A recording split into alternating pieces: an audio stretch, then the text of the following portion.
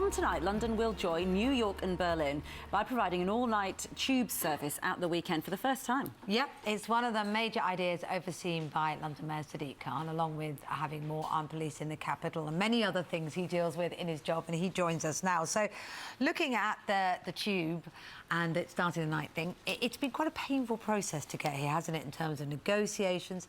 Is it really worth it, do you think, and can you guarantee the safety and the security of those using it? Because I think there's a fear that it might be full of a lot of drunk people coming home from parties and not a particularly nice way to get yourself home. I'm really excited. We were the first city in the world to have a tube system 153 years ago.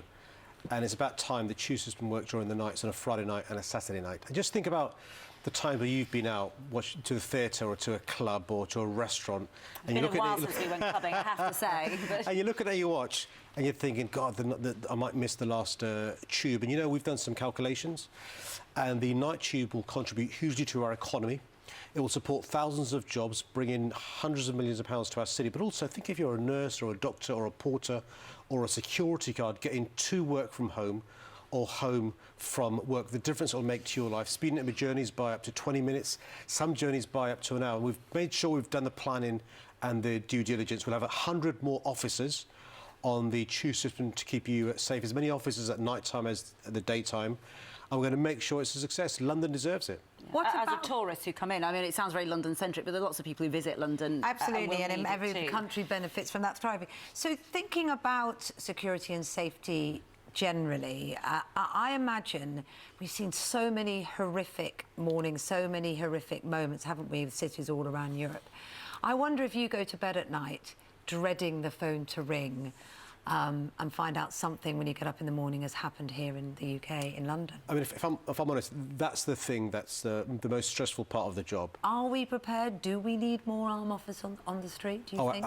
Our police and security services do an amazing job. One of the things that's most impressed me during my 100 or so days is how incredibly hard they work. Literally, when we run away from things, they're running to things.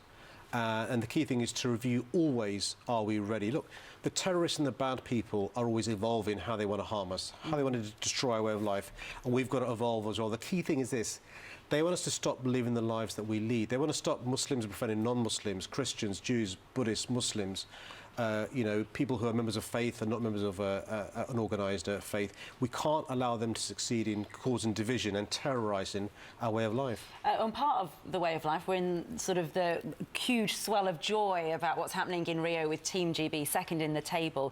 There is accusations, though, from somebody quite high up in sport, Sir Matthew Pinsent, to you directly, isn't there? He's tweeted saying, are you personally blocking a parade that he's been told that isn't now going to happen for our returning heroes? Well, I'm a big fan of Matthew Pinsent. He, of course, with Steve Redgrave, were our only Olympians with gold medals in 1996 Atlanta, when we were very young. And look what's happened now. Look, I'm keen to celebrate the success of our Olympians and Paralympians.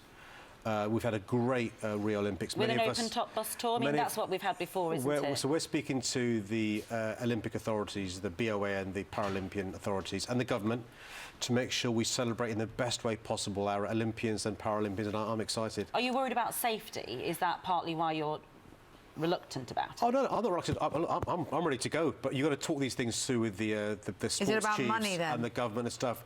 It's about, well, the Paralympics are taking place after the Olympics, so, of course, we're celebrating great results this week, last week, and hopefully the next few days, but also we've got to hopefully have a great Paralympics as well. And you'll hear an announcement imminently about what it's going to entail, but it's going to be good news, I assure you. 17 million people have voted for leave. Yep. Based... I don't know how many people voted on the basis of that advert, but that was a huge part of the propaganda. You're now saying that's a mistake? We have a £10 billion a year, a £34 million a day featherbed.